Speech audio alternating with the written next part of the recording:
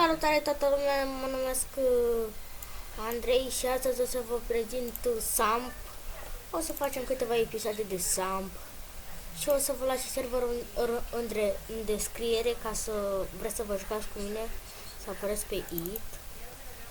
Serverul acesta bluebucket.ro. Serverul este un server interesant, este cu carnet, să te angajezi și putem...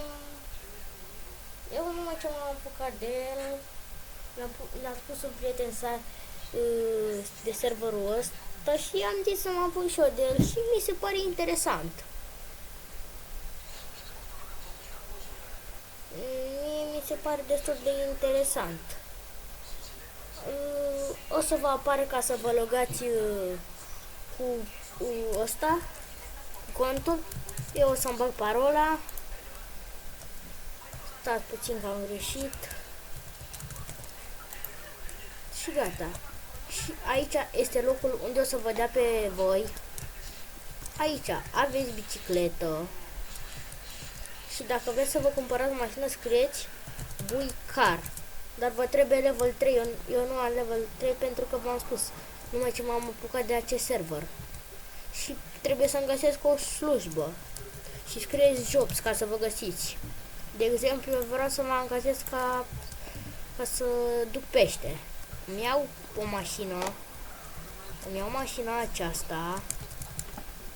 Da, v-am spus, dacă trebuie să vă cumpărați permis, trebuie să dați de permis și ca să aprindeți motorul la mașină, apăsați 2.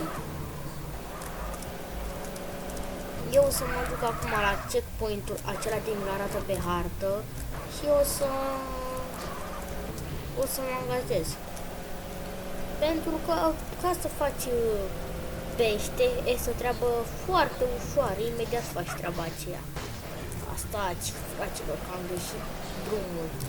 Sper că să nu mă blochez aici, că asta e toată treaba. E cam greu de mers prin orașul ăsta și da, ca să faceți pentru...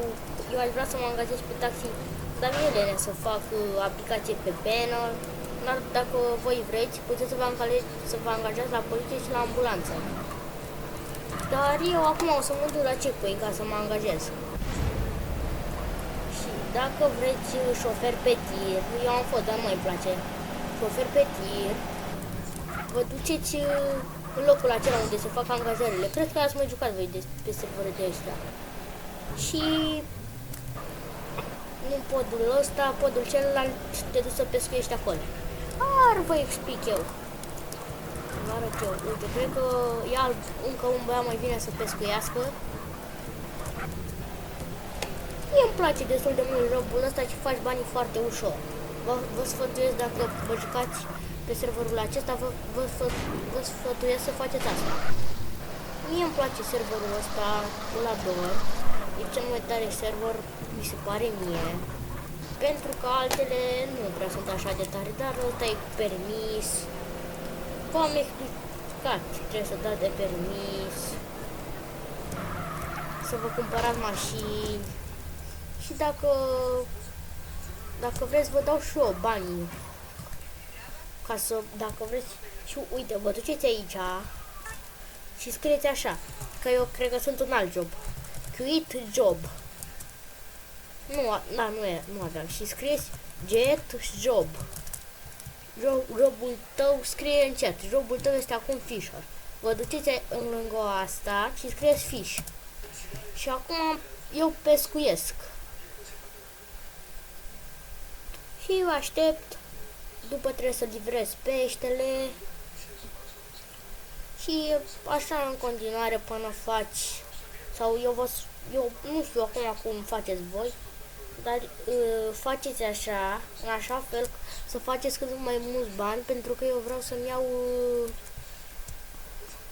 un turist, un Infernus.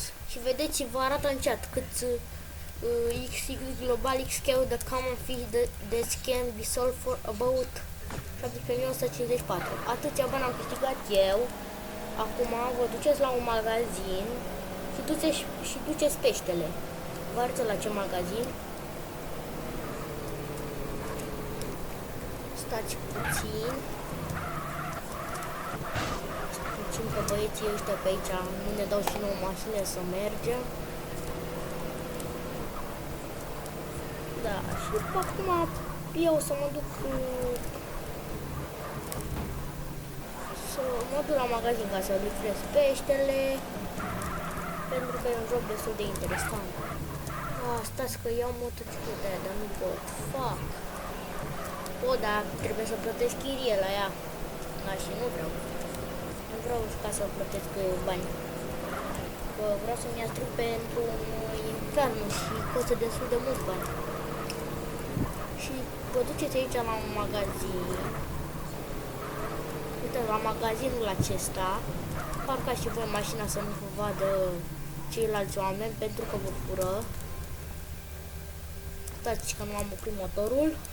Da, și ca să opriți motorul, apăsați toți doi. Toți doi, doamne, m-am încurcat.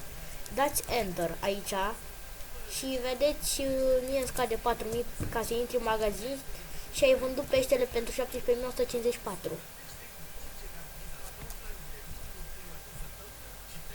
Și da, fraților, cam atât a fost cu acest video. O să mai facem episoduri. Pa!